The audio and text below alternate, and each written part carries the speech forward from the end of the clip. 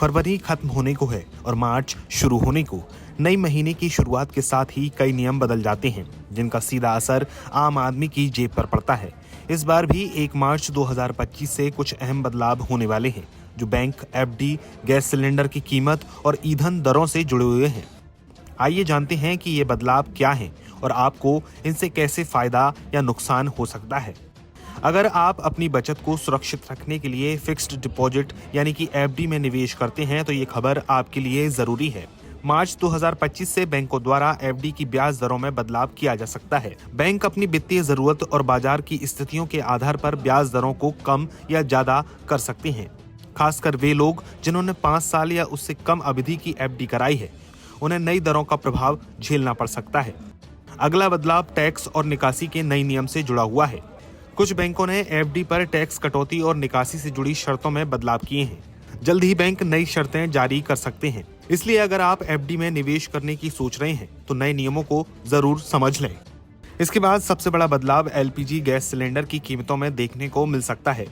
हर महीने की पहली तारीख को सरकारी तेल कंपनियां एलपीजी गैस सिलेंडरों की कीमतों की समीक्षा करती हैं। 1 मार्च 2025 को क्या होगा? सुबह 6 बजे नए दाम लागू किए जाएंगे। घरेलू और कमर्शियल गैस सिलेंडर दोनों की कीमतें बदल सकती हैं। यदि कीमतें बढ़ती हैं तो आपको सिलेंडर के लिए ज्यादा पैसे खर्च करने होंगे और अगर घटती हैं तो राहत मिलेगी। इसके अलावा अगला बदलाव एयर टरबाइन फ्यूल और सीएनजी और पीएनजी की कीमतों में देखने को मिल सकता है।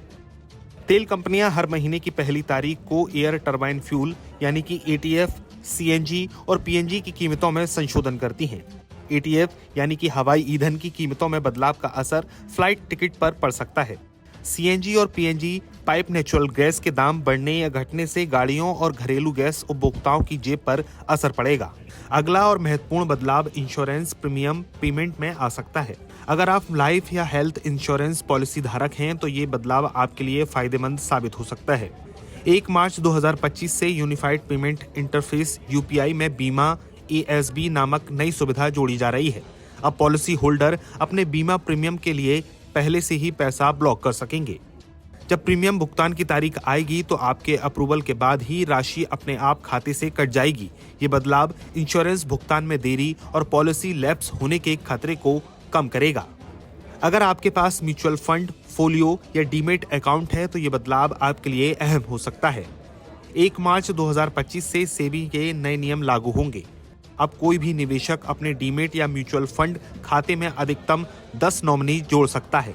इससे अनक्लेम्ड इन्वेस्टमेंट यानी कि बिना दावे की संपत्तियां घटेंगी और इन्वेस्टमेंट का बेहतर मैनेजमेंट होगा। नॉमिनी जोड़ने के लिए जरूरी जानकारी: नॉमिनी का फोन नंबर, ईमेल, पता, Aadhaar number, PAN number, driving licence number आदि लेना अनिवार्य होगा। यदि कोई निवेशक नॉमिनी नहीं जोड़ता है तो भविष्य में उसके फंड क्लेम करने में दिक्कत हो सकती है।